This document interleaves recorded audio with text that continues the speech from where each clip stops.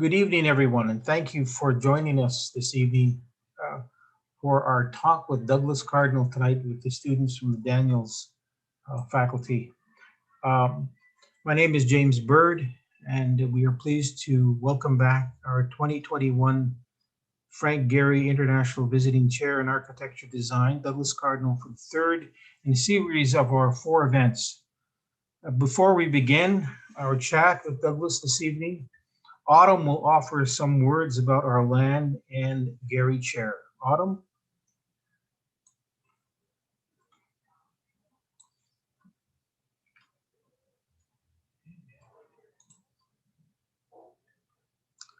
You can read the land statement, Autumn.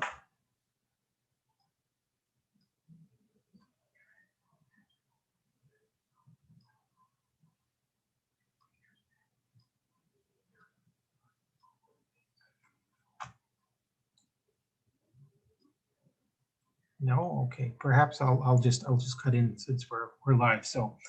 Um, I would wish to acknowledge this land in which the University of Toronto operates. For thousands of years, it has been the traditional land of the Huron-Wendat, the Seneca, and most recently the Mississaugas of the Credit River.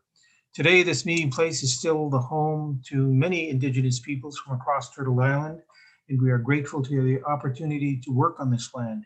Daniels honors Indigenous peoples, past, present, and future, here and around the world, and we wish to pay respect to our local elders, including those of the land from which we are joining us virtually today. Named in honor of Franco Gehry, this endowed chair brings a highly recognized international architect to the Daniels faculty to deliver a public lecture and enrich the students' learning experience. Each year, Heather Reisman, founder of Indigo Books and Music, and 45 other donors contributed $1 million matched by the U of T to establish this chair in November of 2000. It's named for the Toronto-born designer of the Guggenheim Museum in Valley of Spain, the Experience Music Project in Seattle, and the Walt Disney Concert Hall in Los Angeles. This event is the third in a series of lectures. Our final event in the series, Douglas Cardinal Walk Through Architecture, will take place on March 25th. Over these events, we have and will continue to delve into the work and life of our honored 2021 Frank Gehry International Visiting Chair in Architecture Design, Douglas Cardinal. Tonight, Douglas will be speaking with our students, self included. If you have any questions during the event, please use the Q&A function instead of the chat, and we will find those at the bottom. You'll find those at the bottom of your Zoom screen. We will answer the questions from the Q&A at the end of the event. Please join me now in welcoming Douglas Cardinal and the students. Douglas. Thank you, James, and thank you, everybody. I'm going to share with you my planning opportunities in developing sustainable projects. First of all, planning for the future with the spirit of the water. And we all together, we need to plan a sustainable future. Particularly, the next generation has to clean up the mess that our generation has created for you. So it's going to be a big job.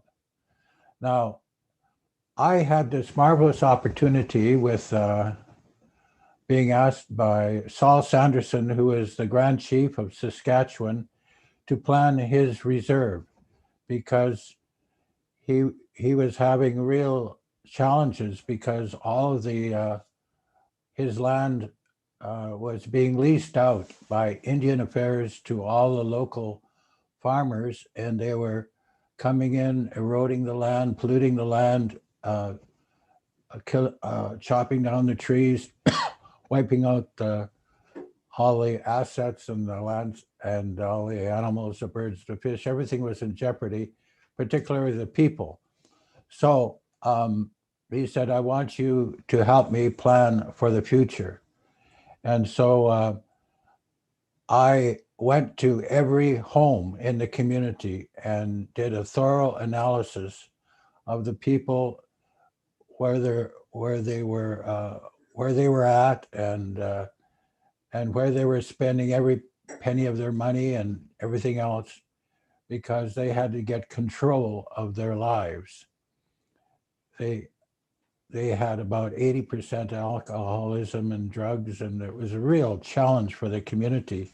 And Saul was going to solve that problem by having people be involved and taking over their lives. So what we wanted to do was develop an economy that that people would be able to, because all of their businesses and all their assets they had nothing there, nothing at all, and no jobs, no opportunities or anything else. But we wanted to plan a circular economy, and so the first thing I had to do is have an inventory of all the resources, and the major resource, of course, was the people themselves. This is back in the 70s. There is that other chart that I have there that with the money. I want that back. There.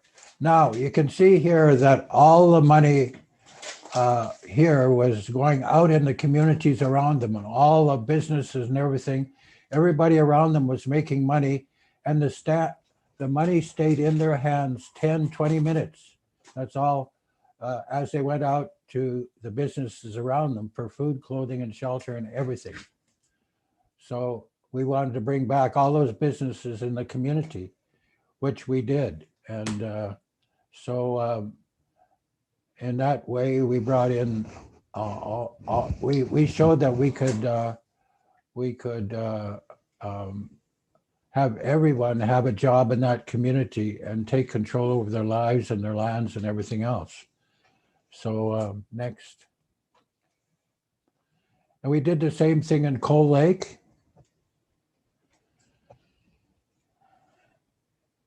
And they're showing the wildlife habitats and present land use and how it was not used properly by Indian Affairs.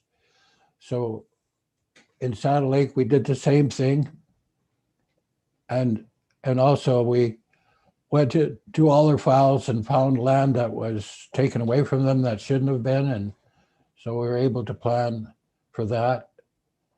And there we, all of the natural resources we laid out, and they had some beautiful, they had a lake there. It's a beautiful setting, and they wanted to preserve it all for the future of their children, as well as the animals, the birds, the fish. They wanted to plan for everything for 7 generations, which we did. And they got so much in control of their lives and their businesses, and they created businesses for themselves.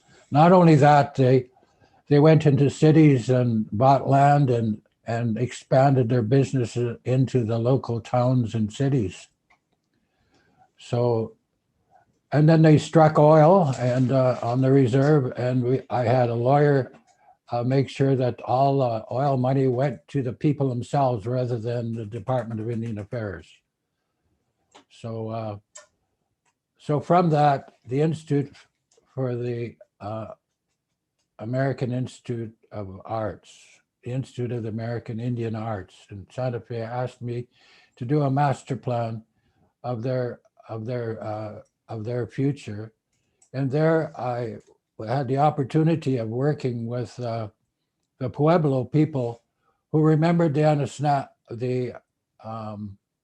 Anasazi people, who are the ancient ones, and how they planned thousands of years. They built cities, and all the buildings faced were designed for passive solar, so because they have very little vegetation for fires, and so, and also they bring in the water that on the arid land, it bubbles up into ponds, and so they use every bit of the water, but also all the water on the roofs of the building are all drained to for ponds in the village, in their villages, and they use the water then for bathing and for nurturing plants and everything else. So it's all planned around the water.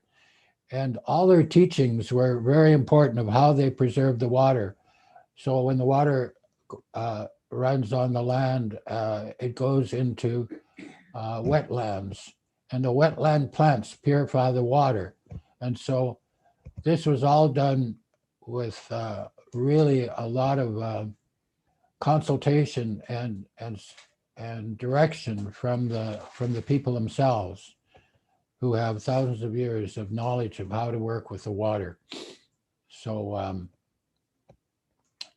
so this whole development in New Mexico was presented to Washington for funding, and this model was in the Senate and for many months as a.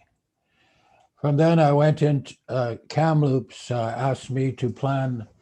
They had the whole valley, but they ended up with 40,000 acres, and they purchased an additional 30,000 acres, and they asked me to plan the land with them. Actually, the women asked me to come and plan the land and the resources. So first of all, we planned all the cultural areas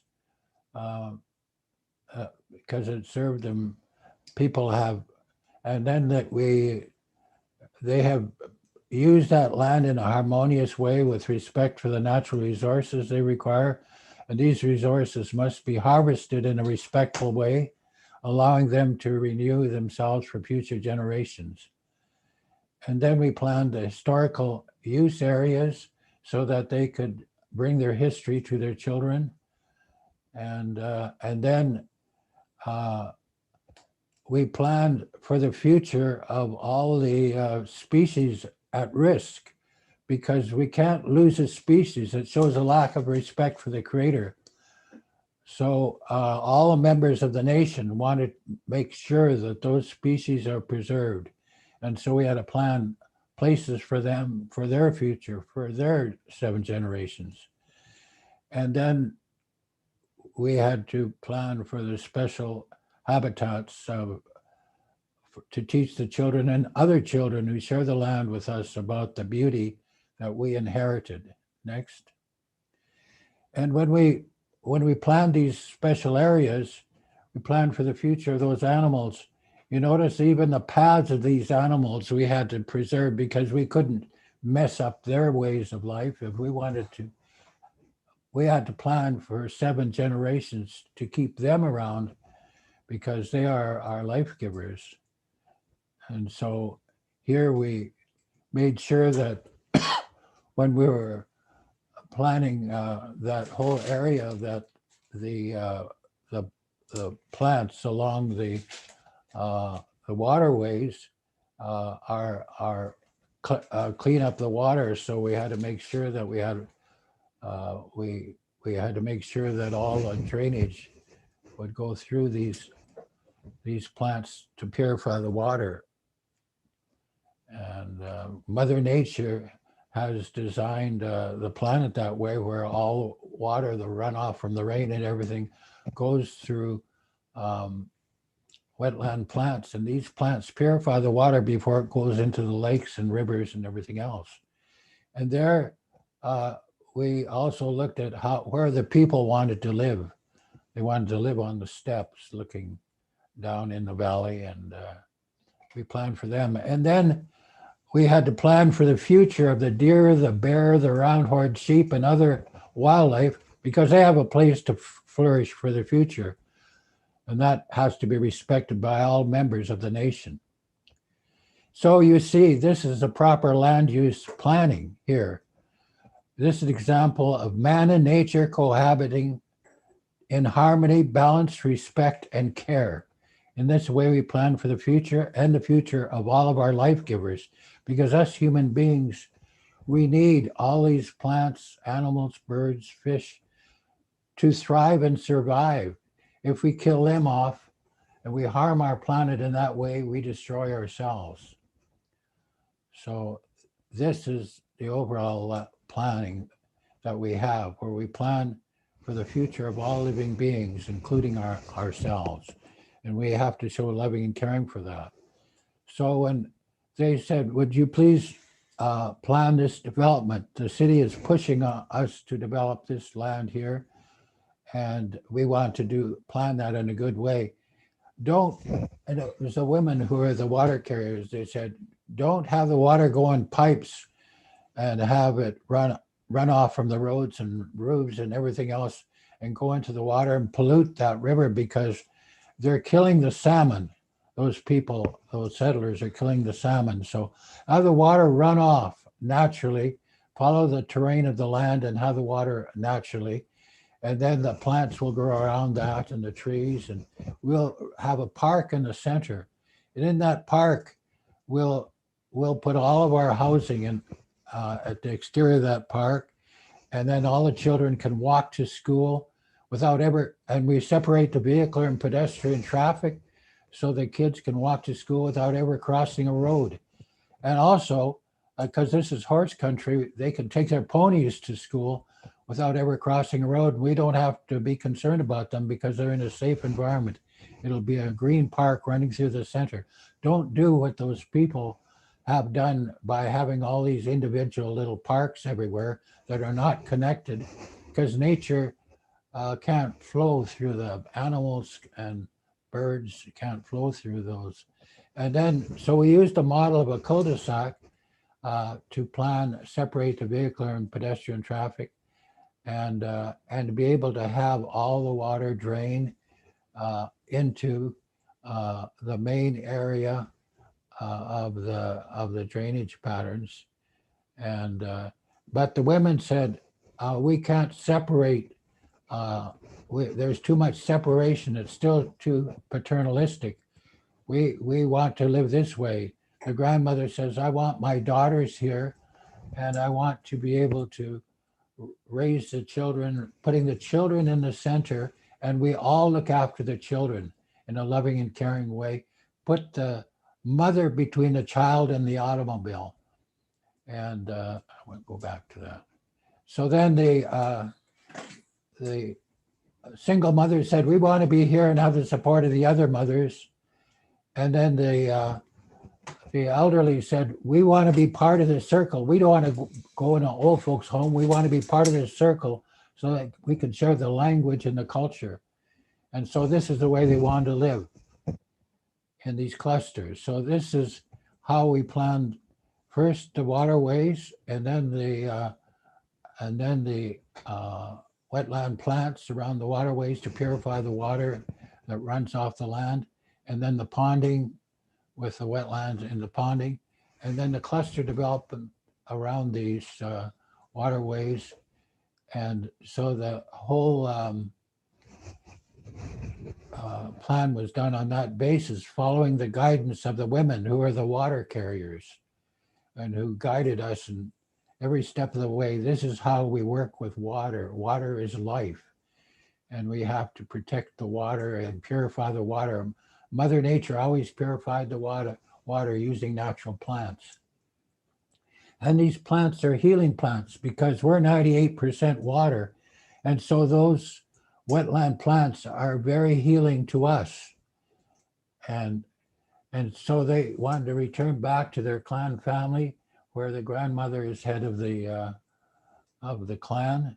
And it's the grandmother that makes the decisions, and the men follow the decisions of the women, because it's the women that have the responsibility of the future and raising the children and providing love and care, not only for their families, but for life itself.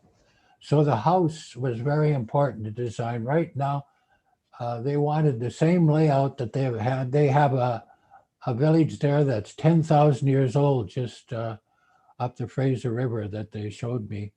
And so I looked at the overall plan, and then we developed that plan with a hearth in the center, and they wanted to be able to get the family working together around the hearth. And so I planned that but instead of putting it in the earth as a pit house, we raised it up um, to be a current design for that for now, but the same roof structure. And I developed the panel system, and then a Chinese community came into the office and saw the design and said, "That's a Chinese house. That's the way we used to live."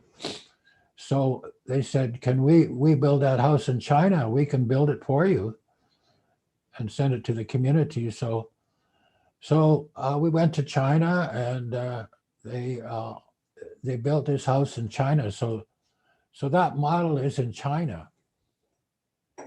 So it's all out of wood, and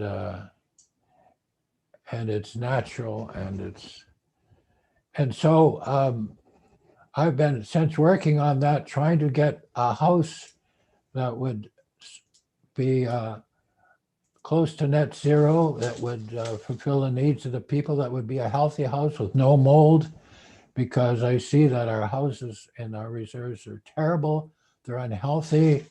And so I didn't want to build or design houses in China and employ Chinese labor. I wanted the houses built here so that we could put our people to work. They needed jobs. So we created this house, a net zero energy house. And the people of Elsipogtog wanted the same cluster development, wanted to bring back their clan families, where the women were the ones that made the decisions for the community. You always listen to your mother and the mother of your children and implemented the decisions. So Adoya and I are there in that house, and it's a very warm house, and it's a net zero energy house, all wood, with thick wood, and it's well insulated and very durable. It'll last for at least 3 or 4 generations. So we were asked to do a master plan for the people of Stony Point. The government of Canada gave them took the land for an army base, and then when the people wanted it back, the premier of Ontario showed up with all the army and showered them with bullets and wouldn't allow ambulances to come and look after the people. That's not in 1798, that's in 1998. So the people asked me to put the last slide back, develop the economic, cultural, educational, and leadership in terms of the overall design. Next. So therefore, we did the same process of looking after all the assets, the animals and the species at risks, and the archaeological potential, all of these aspects. And we involved the people themselves in the whole planning process. Everybody in the community was involved, every family.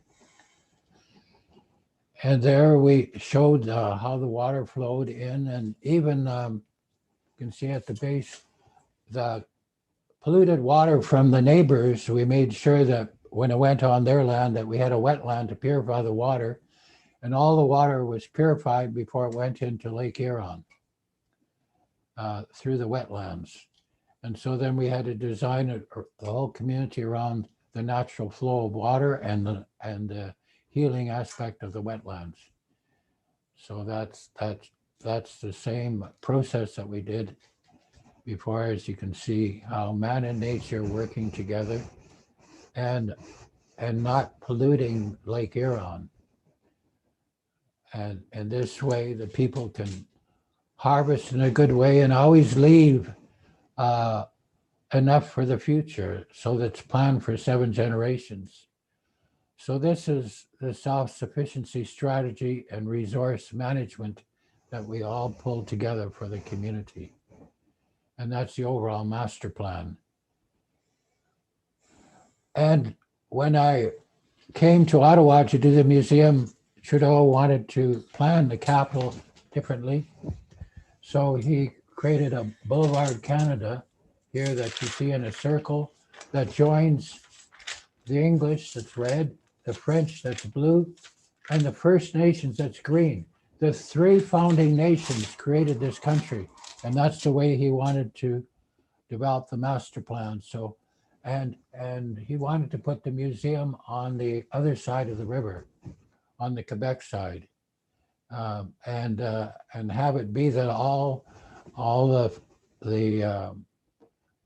public buildings would be in that circle, which he called Boulevard Canada. So for the Indigenous section, I worked with William Commanda, who was the elder for all the Anishinaabe people from the Atlantic to the Rocky Mountains. And this is the center for all Anishinaabe cultures from the Atlantic to the Rocky Mountains. This was our spiritual center here, because this is where there were three rivers coming in, and then they flowed to the fourth direction to the east. And this was a very powerful spiritual site for us.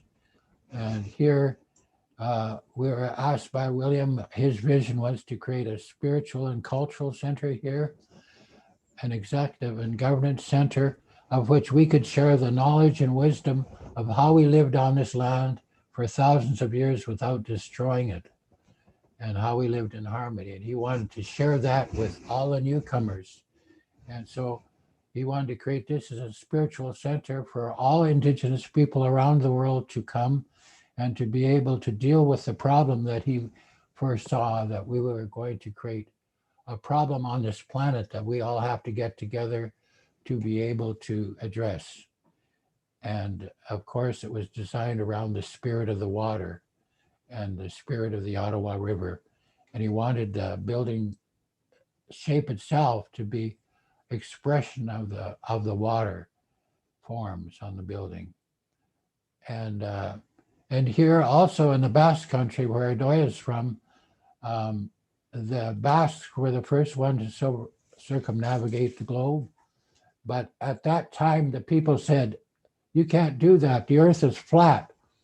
And if you sail out on the ocean, you'll fall off the ocean and into oblivion. And so they were very brave. They were like astronauts. They went around to prove that the world was a sphere. And here in Saudi Arabia, they wanted to have the water be an oasis in the center of this science center. So water was a very important feature, particularly in the desert. This was an oasis there. And this is another for the Mi'kmaq people. They wanted me to design this global center for them in Nova Scotia, with the water as a very important theme, not only in the way the building flows, but here, this is a special project for the women in Ontario, all the Indigenous women, that they are served by this institute. And so they wanted the building to have the feeling and flow of the water in the architecture, which we did in the design, as well as the city of St. Albert wanted the expression of the water in the architecture and the building itself. And the National Museum in Washington, we have the flow of water as we go from the, on the mall from the Space Science Center to this corner here. And the water takes you to the entrance and then flows into a wetland area that purifies the water. So the water then goes into the plants surrounding the Capitol. Here, of course, in the National Museum here in Ottawa, water is a major feature. Here we're bringing the river, the water from the river and having it flow and to be a feature.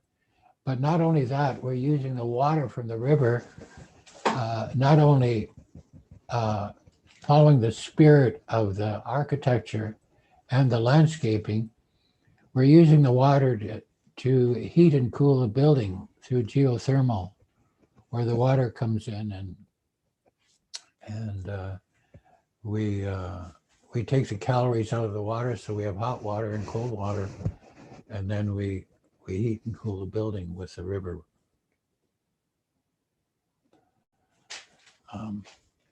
Next. So, Well, thank you very much, Douglas. That was, in our next talk, I'll talk about the museum and how we designed that using the water as the theme. absolutely. We'll look forward to that. Thanks again. That was you're always inspirational, and especially this term with this particular talk with water and how land use is so important. Thank you very much. This time we're going to do our Q&A, but we're also going to kind of bring in our students now and have a bit of a chat with you, Douglas. So How long? we will. So if I can, at this time, I'll open it up to our students that we've invited to come along. Robert, Ben, who else is there? Osei, Autumn, and Angela. And we could just take our turn and your turn in asking Douglas the questions that you've all been compiling. So please go ahead. Let's start with Robert. Thank you. And thank you, Douglas. That was a fantastic sort of teaching into how to use the things that are around us all the time as a kind of a tool for guiding design and as you say, not sort of putting a paternalistic kind of forcing your hand into design. You mentioned something that during this talk that I was hoping you might be able to speak a little bit more about, which is you were saying how a lot of these sort of cities and a lot of these master plans tend to have kind of a relatively sort of hierarchical form and have a you gave them an example of having separate parks kind of all throughout cities and the detriment of that in terms of not allowing the native species in the area and whatnot to be able to survive and to do their thing. Where do you see going forward cities kind of, how do you see some of the things that have already been built, some of the big cities and even smaller ones to kind of move in a way where that can begin being fostered again in the city, not necessarily just in the country? Well, I was just saying how Germany rebuilt their cities. I was thinking of some of the cities there, like Cologne, where they what they did was they had a medieval city, but they had streets just like in a grid-like pattern. And what they decided to do was have every other street be used for traffic, and every other street be used and they brought landscaping in the street. So you had one street landscaping, one street service, one street landscaping, one street service. So they changed their grid pattern that way because they had to rebuild. Cologne was just wiped out, so they decided to rebuild it. They raised the whole city up so they could put traffic underneath the city. And when they rebuilt it, they had all their parking and their traffic underneath. And then they had walkways in their green areas in their every other street. So so they were, in that way, they brought nature right into the center of their city. And I thought it was an amazing solution. And so that, I mean, there are examples of that. Right now, what we're doing is like grid-like cancerous growths that just destroy everything in sight. They keep growing almost like cancers on the planet. And so we have to think that as a city, as an organism which we create, that we have to be more intelligent than a cancer, because as you know, cancer grows rapidly and destroys its host. And that's what we're doing.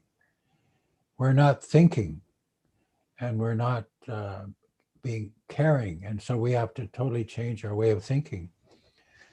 So we can create our cities as organisms, true organisms that are alive and vital, that work in harmony with our planet. They don't have to be, a virus. I mean, somebody from outer space can look at our planet and wonder, what's that virus doing on that planet, destroying all the amazing life that has been created there?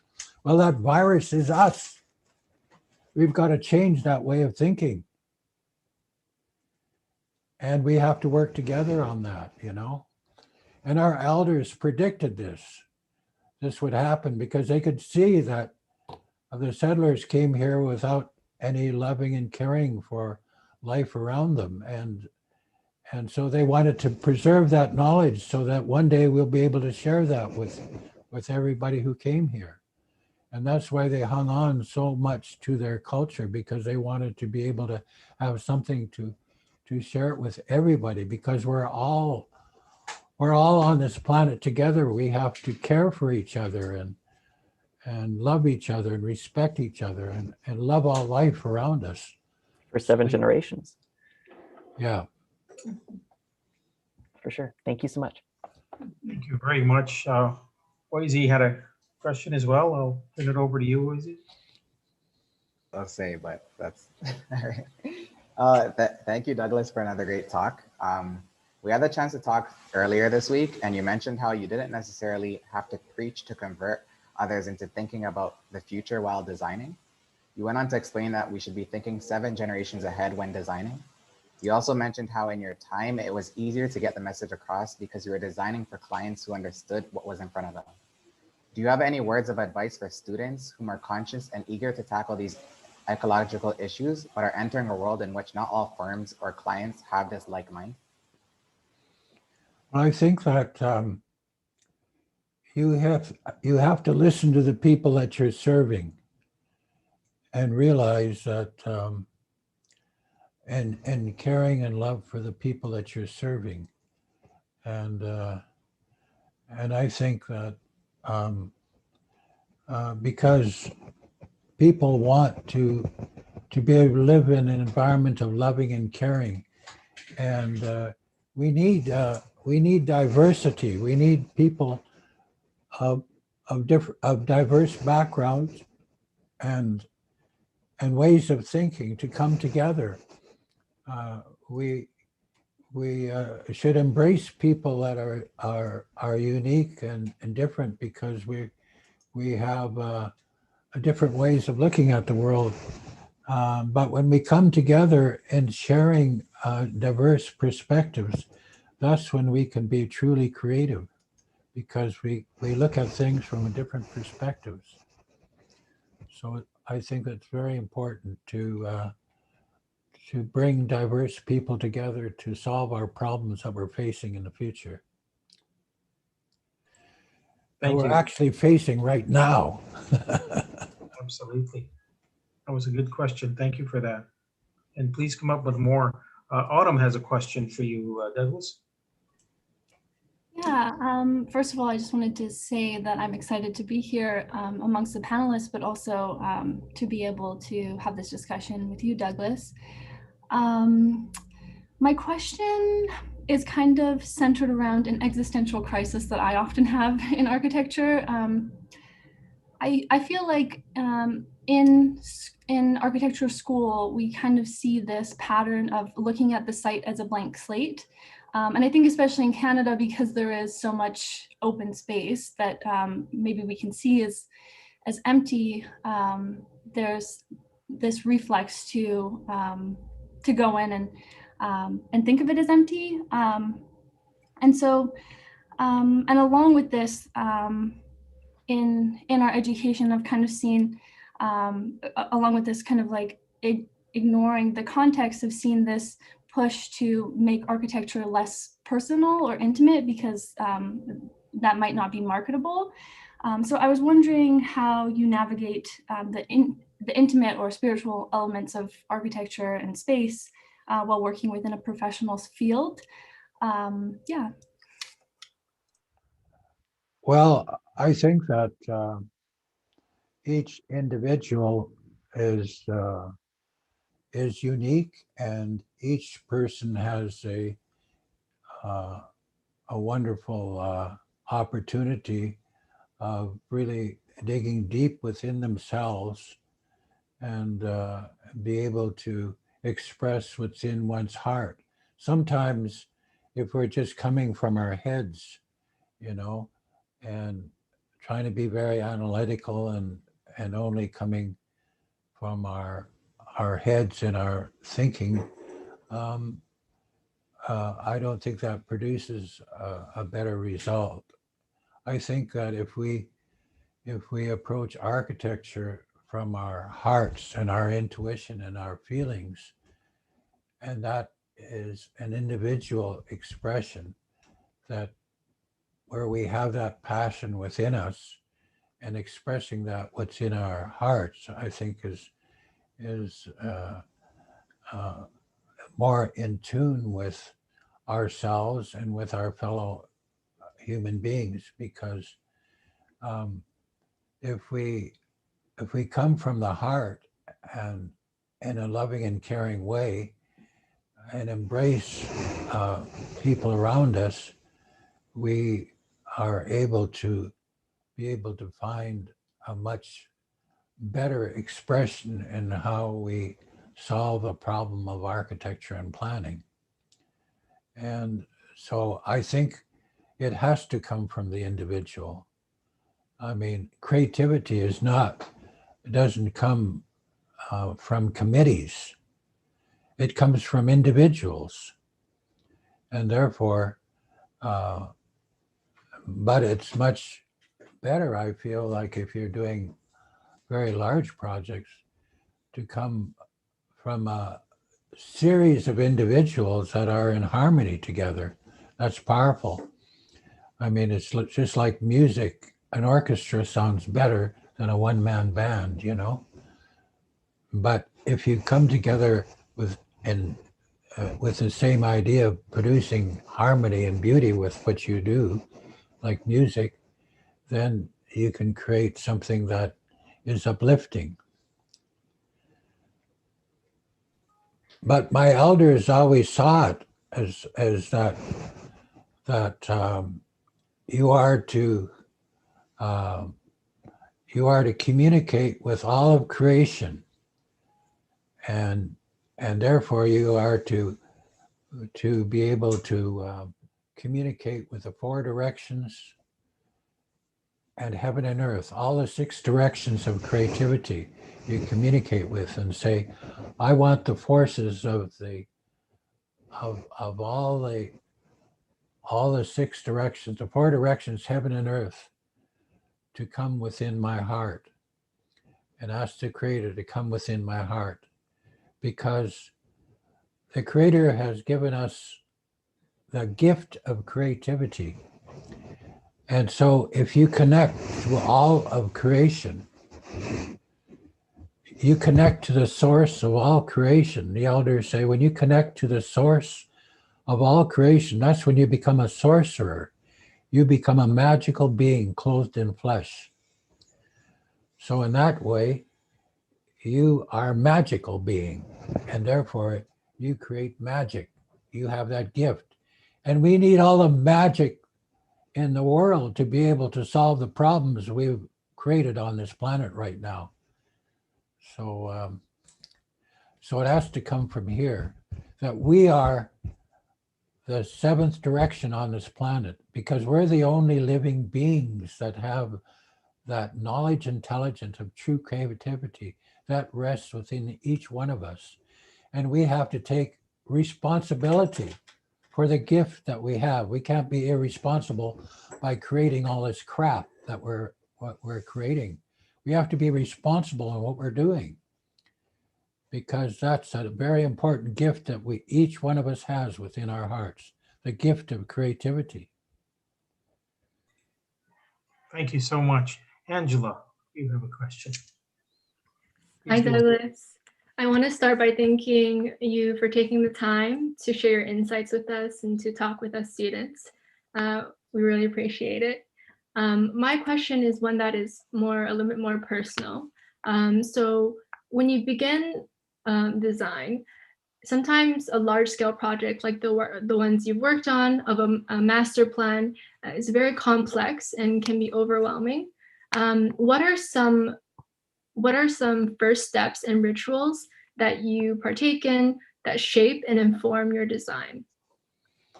Well, of course, I use my own spiritual traditions to be able to make sure that I connect to the four directions, heaven and earth, and I have been given ceremonies by the elders to do that. And I start off with a vision session where I get all the stakeholders in a circle, and they all tell me what their vision are, speaking from the heart. And because they're speaking from the heart and they're connected to the six directions, I find that as we go in the circle, speaking from the heart, and that we come really with the same vision. And because it's a vision of balance and harmony and caring and love for each other. And so with that powerful vision, we make a statement about what our vision is. And that statement is almost a declaration of what we're going to do. It's almost like, the Americans made a Declaration of Independence and put it on the wall, and then they created a country based on that declaration. So we put together a vision with the people, all the stakeholders involved, and then we make sure that that vision is held in consensus. And then all we have to do is keep our word. But human beings, we have various ways of slithering out of our word, and various ways. But you have to keep your word, and you have to be absolutely unreasonable in keeping your word. And that's how you get your visions happening. Because once you state a vision, you see, everybody knows where to go and what direction to take. And that's what brings everybody together. So if you make a very powerful declaration, the universe shifts a bit because you've created a possibility it can occur. Without creating that vision very powerfully, you don't create that possibility. But once you make that statement of that vision, the right people show up, because the people that agree with the vision show up and they want that vision to happen. But you have to put it on the wall and say, that is my agenda. Nothing is going to sway me from that agenda. You have to be almost a knight of the Holy Grail to keep that vision there all the way through the project. Because you can't seek agreement, because people like to disagree. So in the face of total disagreement, you seek alignment to a common vision. And you can say, we agree to disagree, but okay, how are we going to do this? Because that's our vision, and that's what you bought into. That's why you're here. You want to be part of that vision? Okay, you're part of that vision. Now, how do you want to do it? And they'll come up with another way. And so in the face of total disagreement, you can align people to a common vision. And that's how we get our jobs done. We always keep our word. Sorry. And that's a sacred oath that you make that you make to the Creator. Thank you. Yeah, thank you very much. I just want to also mention that we have some questions in the Q&A, and I'll get to those as soon as all the students on the panel have had a chance to talk. And with that, I'll ask Ben to ask some questions. Thank you, Douglas. It's always such an inspiration to hear you talk. I think you are truly a bright light in the world of architecture, and your buildings have this fluidity and transience to them that I really appreciate. And I guess my question stems from the previous conversations that we had, and it's perhaps a little bit more about life itself. And I was wondering if you could shed some wisdom and speak to this process of thinking about mortality and how it has helped us navigate the world and design. Well, I've been thinking that you have a choice as human beings to love or fear. You know, it's fear that keeps us small. If you had no fear, you would be fearless warriors, and nothing can stop you from accomplishing your visions. But it's fear itself. And you have to deal with that fear. And most of it is fear of death, because we know we're born and we're going to die. And but we're not going to get off this planet alive anyway. So what the heck? Why not go for it? You know? And go down in flames if you have to, but come with no fear, you know? And if people, you put something out, it's always a fear of what people will think, what people will say. Well, to hell with it. Don't care. Have no fear. Just put it out there. Be out there all the time, because that's the only way you're going to grow. And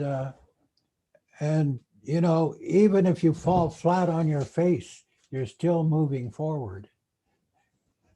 You know, never give up.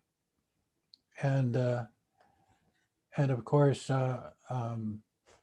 this is reinforced in our traditional rituals.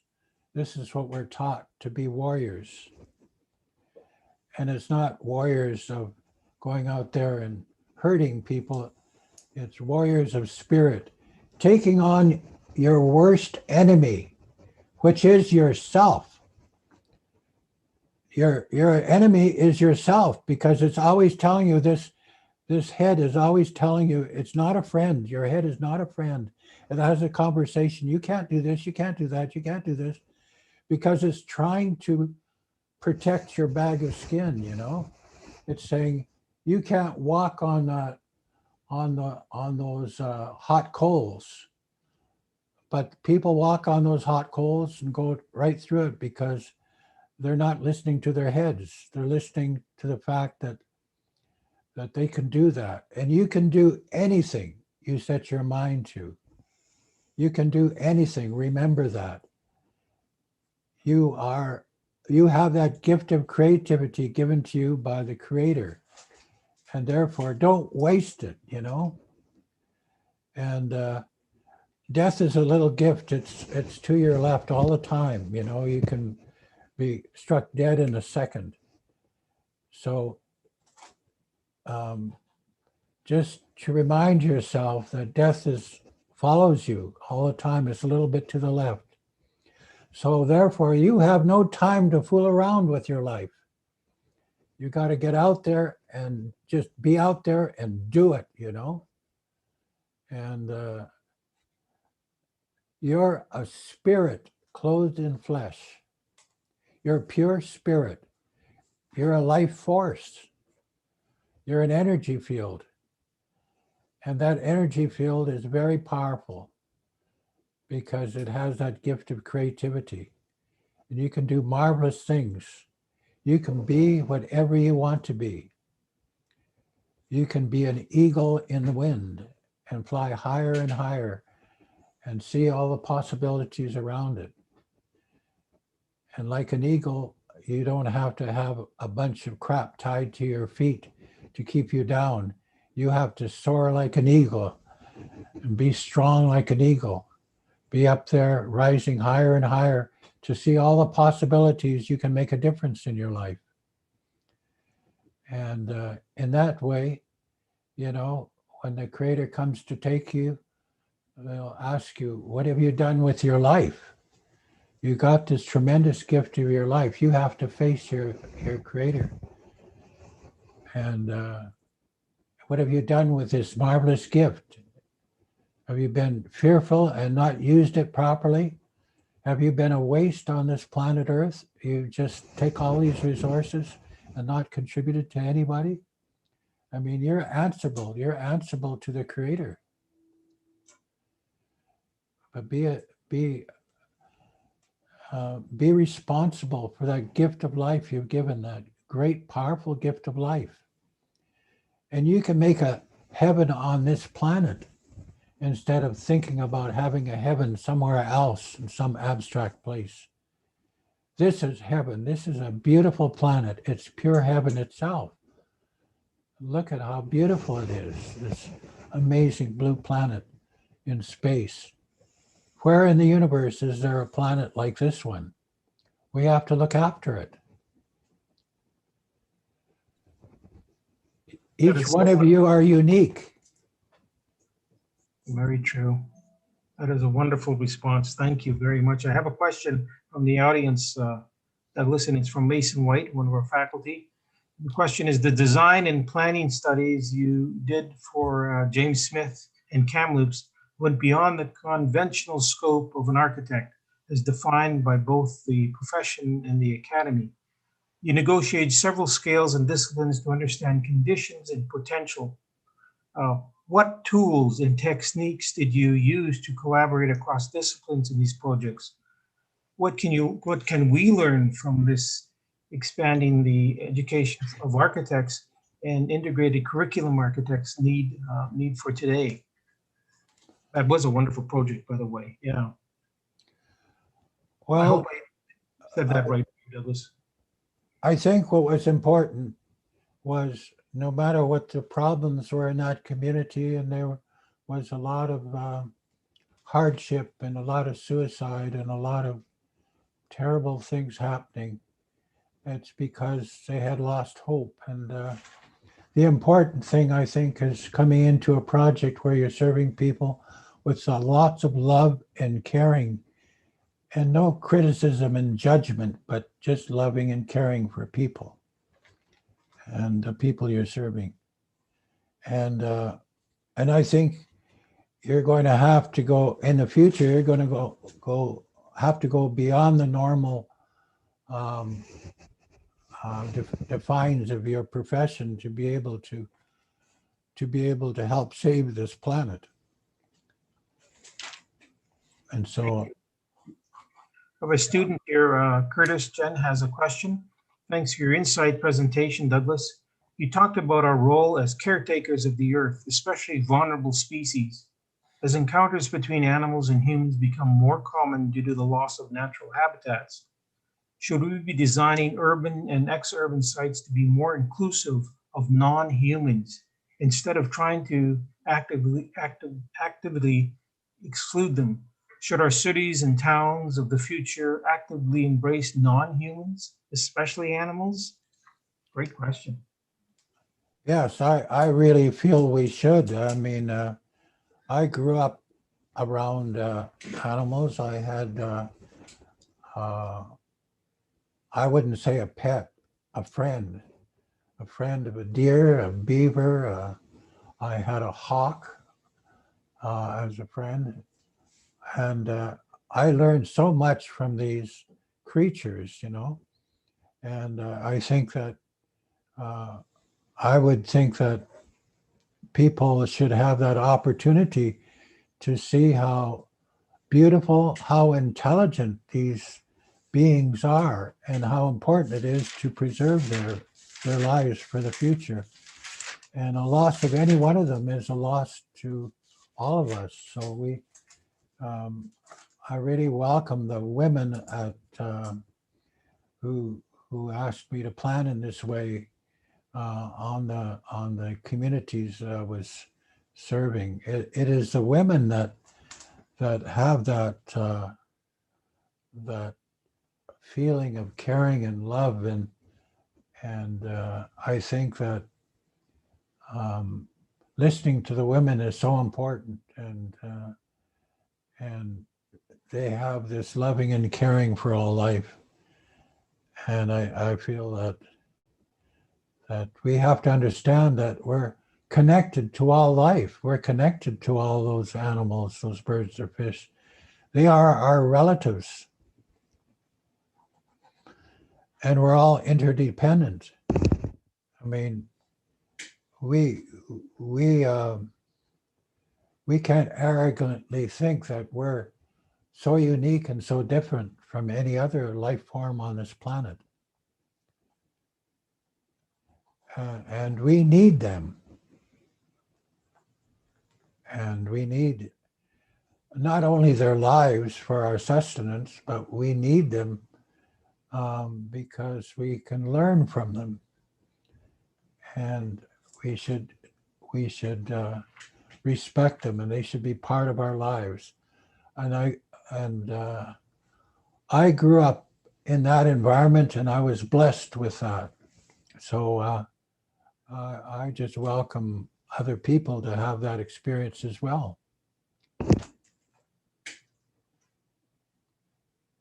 Thank you, Douglas. We have another question from a student, from Victoria Cardoso. So, hi, Douglas. Thank you very much for such an exciting presentation. I always find myself inspired by your interpretation of water in architecture and how you embody its spiritual qualities in your design. I would like to ask, do you have any advice for young architects trying to understand these unique spiritual qualities of water and how to approach its integration into building design? Well, study of water, there's some very interesting studies of water in books that I see now in people studying the flow of water and the influence of water. And some Japanese scholars have even photographed the crystals of water, that the water changed when people said prayers to the water. The whole crystals of water changed. So water really is responsible to our emotions and feelings and prayers. And so we should learn from people that understand water better. Particularly a lot of our elders, our spiritual elders, our water keeper, our water carriers, they understand the importance of water and the spiritual values of water. Our spiritual elders, particularly the women, and listening to them speak about the water is very inspiring. And I think that that's why we've kept our teachings, no matter what has happened to us. We've hung on to our teachings so that we could share that with everybody. So I'm sure that if you go to one of our elders, they'll be able to help you understand the spirit of the water, particularly the women.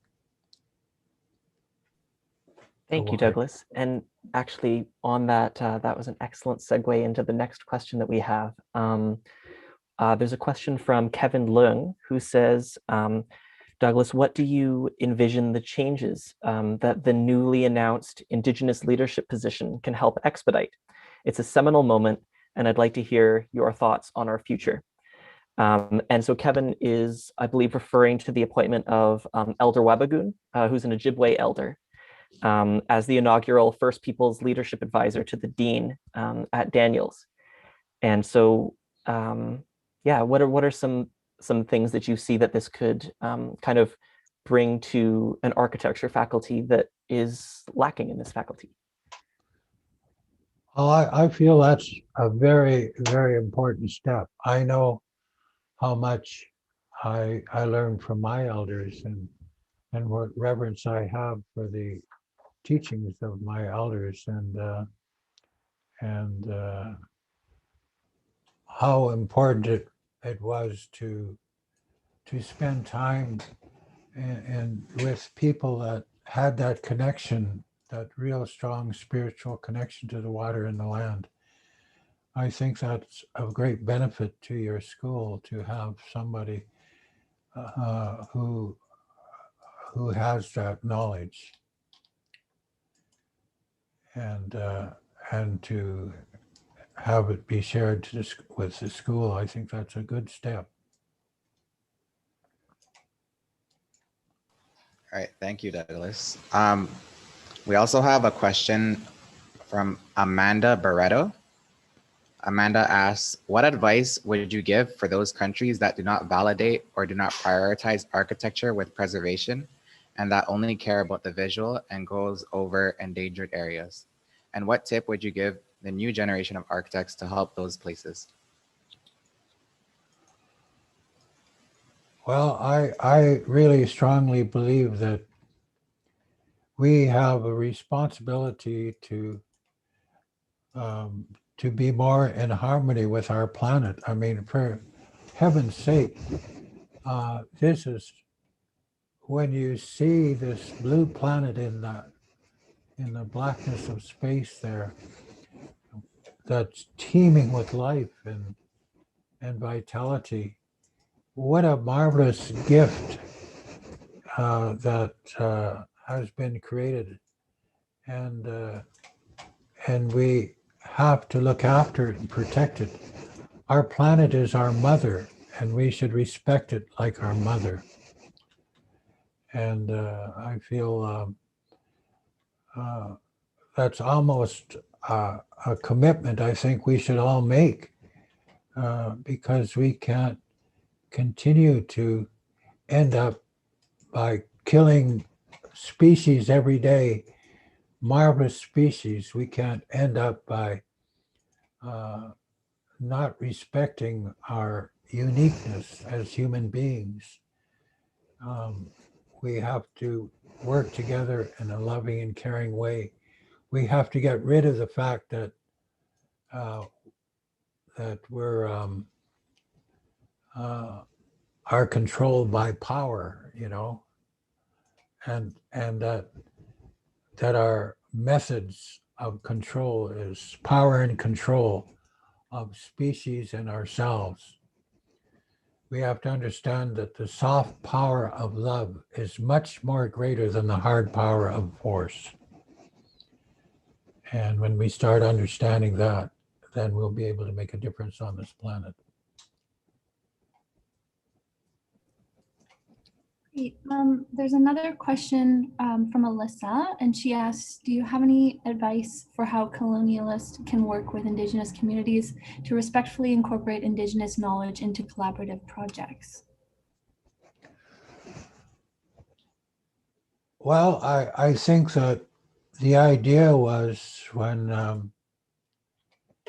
Europeans came here, that we would be able to develop a relationship where we could learn from each other in a good way, and that we could live side by side without dominating each other, but respecting each other. And I think that that was the agreement in our treaties and our relationships. So I think what we have to do is go back to our original agreements of how we're going to live together and work together and learn from each other in a good way. I mean, there's so many things that I have learned from the European background, and it's not always how not to be and what not to do. That's important learning as well. My elders said there's only good and a crooked good that needs to be straightened out. There is no bad.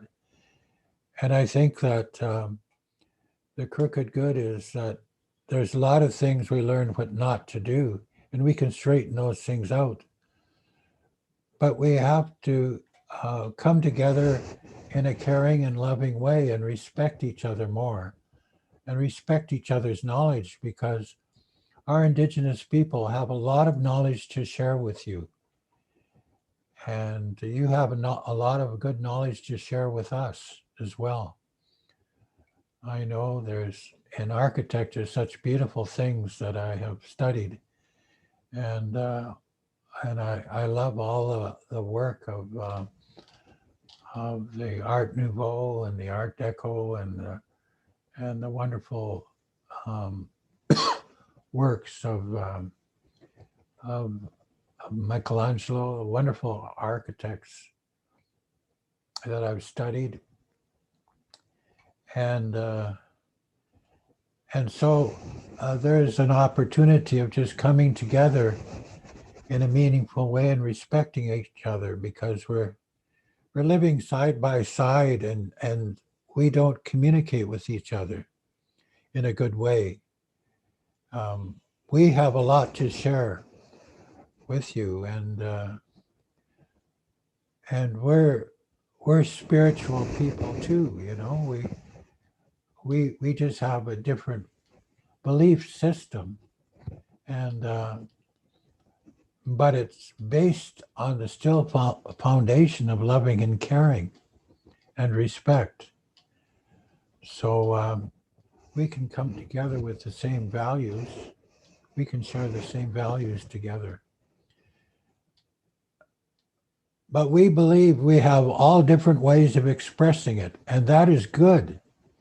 It's good to be different. It's good to be unique. It's just like if we were all the same, life would be very boring and dull.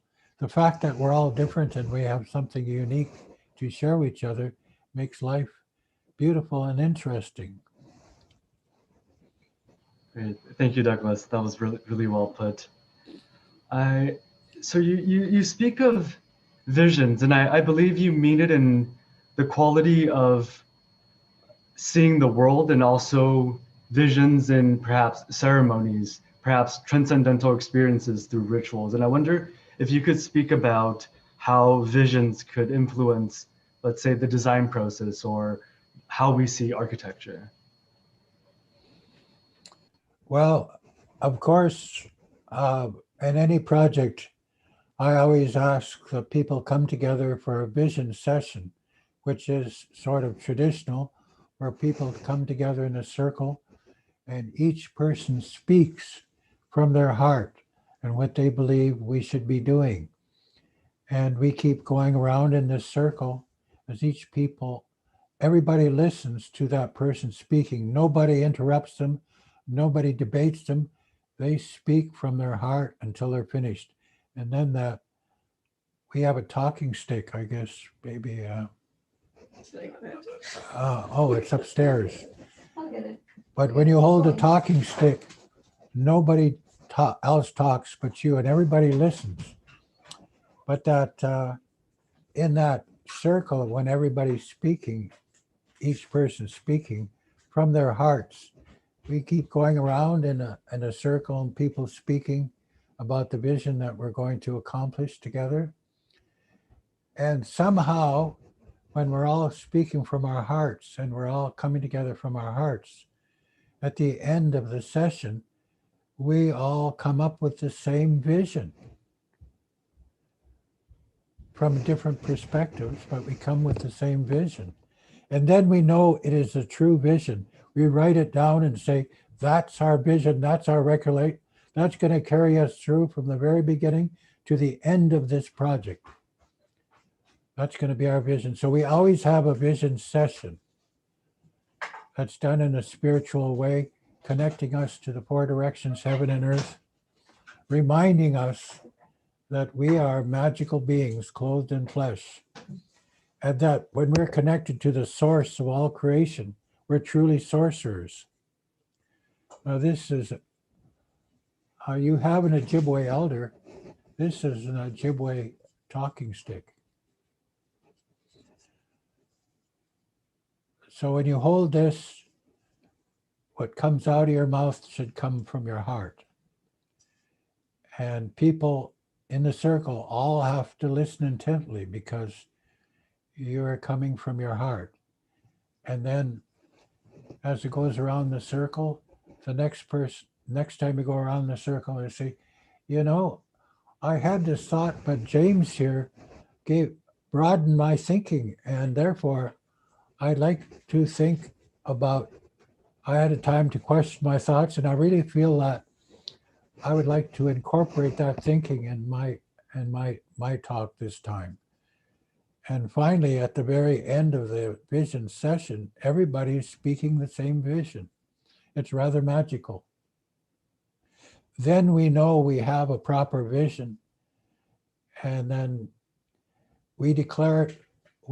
With the museum, I had to tack it on the wall and remind ourselves what we were going to do with that project, because I had changes of government at the time, and the different governments were not interested in carrying the vision of Pierre Elliott Trudeau's vision through.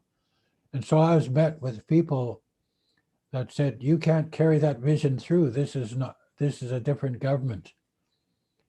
And so I had to stand there in that vision and enroll them in that vision. And thank heavens, when the Conservative government took over, most of the ministers were from Alberta, and I could enroll them into the vision. So Joe Clark finished Trudeau's vision, and he was a Conservative. So sometimes if the vision comes from people's hearts, it's stronger than people's heads. They can't rationalize themselves out of it because it's more powerful. So every time you come from your heart, it's much more powerful. Thank you, Douglas. I have another question. One of the things that I think I admire, and that's an incredible, your talking stick is just like amazing. Would you be able to show it to the camera for those who are watching? That's absolutely beautiful. You have a way of kind of honoring your sort of using your past, both of the places that you grew up in, and sort of honoring just yourself and the experiences that you've had in your own work. And I think that's something that I particularly admire about you, is the way that you kind of bring more personal a personal history to your work in a way that maybe frequently is sort of not necessarily sort of supported. A lot of the time I kind of get the sense, kind of going through learning more about this profession, that people tend to want a project to be not really related to the actual specific people building it, but to kind of be this separate entity that's sort of its own thing. And I know you've been talking a little bit about kind of the past influencing your work, and working with people who maybe don't share the sort of same views about the world, and the way that the world tends to kind of have this relatively exploitative view, as you mentioned the other day. So I was wondering if you could touch on this a little bit more. Have you ever found that there was a project where you were working with somebody and you almost kind of felt like a switch had been flipped, as though you would kind of manage to get to the person with sort of the heart of what you're doing, sort of have them see the love that you look to bring to your work, and how that felt? Well, of course, in the vision session, they're the ones that gave the stakeholders, the people that want the project to happen. They're part of the vision, and so so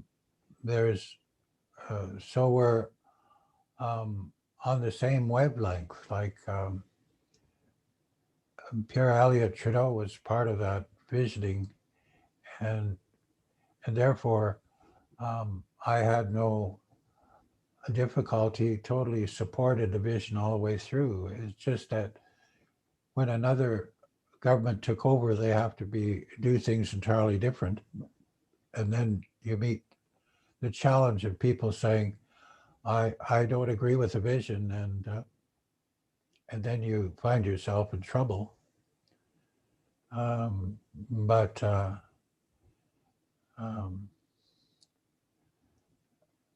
so that is a problem, because in architecture, sometimes the people that you start off with may change along the way, in the middle of the project or before you start construction. Sometimes, particularly in working with institutions like governments and whatever, people may change, and they may have their ideas that are different than the previous people. And so that's when I find myself in trouble.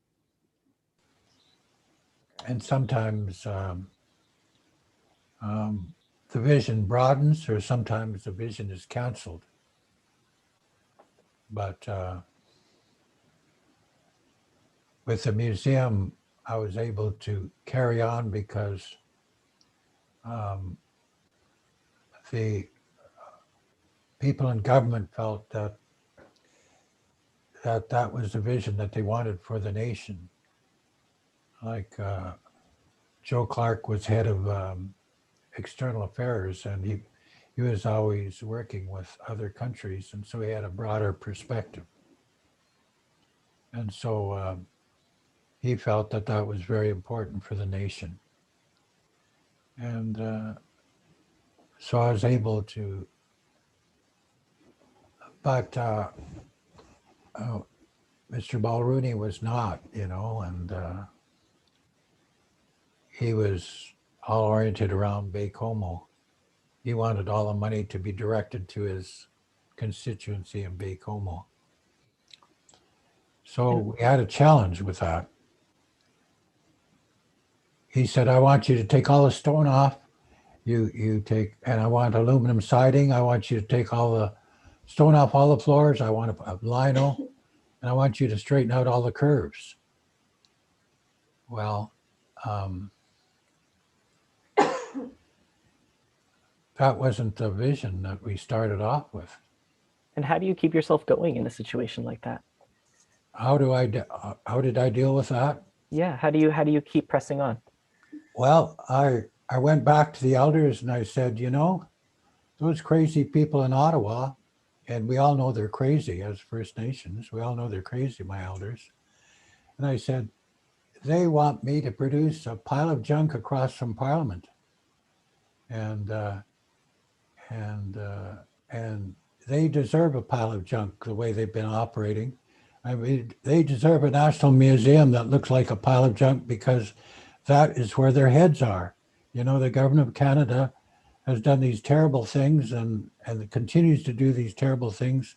And therefore they need a monument that is disgraceful. And that's what's going to happen. And the elders said to me, so you're acting like a victim. You're being victimized by those people in Ottawa. Are you going to be a warrior or a victim? Victims always blame other people for what's happening to them. Get off that victim role and take responsibility as a warrior. Go back to them and you see the goodness in their hearts. Talk to them and have them see the goodness in their hearts and see the responsibility they have. Because you have a responsibility. You must understand that all of our sacred objects are in that building. And that is to house all of our sacred objects that we will be used in ceremony in the future. We have a lot of teaching to do in the future, and therefore go back there and speak from your heart, and we won't hear of all this stuff that's coming out of your head. Be a warrior, not a victim. You go back as a warrior. Take on yourself and treat them with highest respect and loving and caring, and you'll be able to convince them to carry out our vision. Love alone is worth the fight. Thank you so much. Thank you, Douglas, for joining us. Unfortunately, we are at the end of our time together. Thank you, Douglas, and the students for joining us for this third event tonight. The next and final event in the series, Douglas Cardinal Walk Through Architecture, is coming up on March 25th at 6:30. To register register for any of Daniel's events this year, just just go to the news and events page on the Daniel's faculty website. The next event in the Daniel's Faculty Winter 2021 lecture series is Shifting Ground with Maria Tabison, and is coming up on March 1st at 12 p.m. Eastern Time. We hope to see you all again. And again, thank you all for joining us. Thank you for my fellow students who are wonderful panelists. And it's a pleasure to have you at our school, Douglas, as always, and to hear you talk about your 50 some odd years now of practicing architecture. You're a great mentor to me and a great friend, and I'm so grateful to have you here. So thank you all, and good night. Thank you, James. And thank you all.